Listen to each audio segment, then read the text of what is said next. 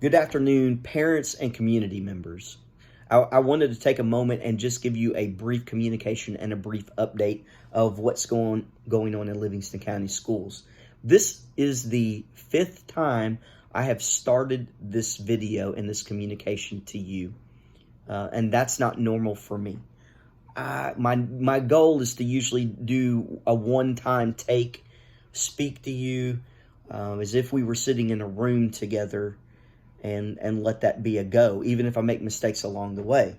I'm not sure I made a lot of mistakes as I was recording the first 4 or 5 times, but I wanted to convey a clear and consistent message to you and really let you know where my thoughts are today.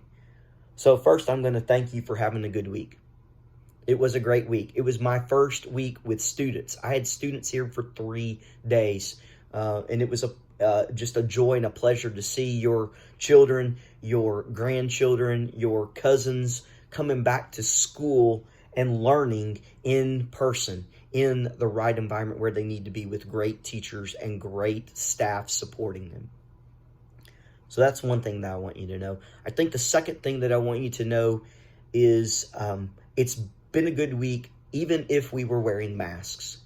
Although that's contentious with some people to wear the masks, it's been a good week in spite of that.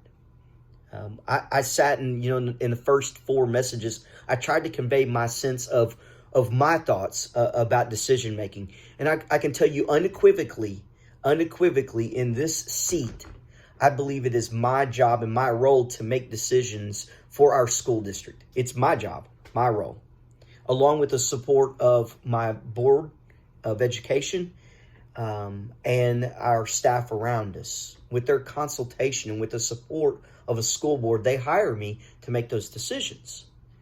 And that changed this week with the ability to make that decision around masking. But it's okay.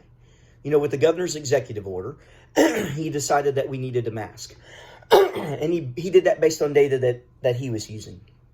Quickly thereafter, the Kentucky Board of Education made a decision to create a regulation that mirrors that guidance and even extends that if needed. So that's no longer a decision that we get to make locally. Now, again, I believe in local decision making. And here's what's taking me so long to make this video. I want to tell you, I believe that's fundamental to who we are as citizens of the United States of America.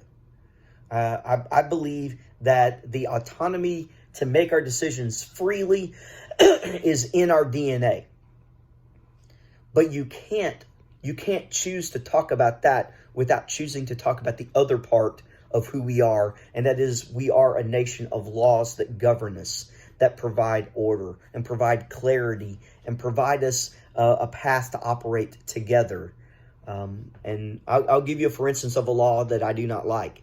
I hate wearing my seatbelt. Do not like wearing it. Yes, I know people are saying it. Yes, but we know it's safe. It's safer if you wear it. It's safer if you don't.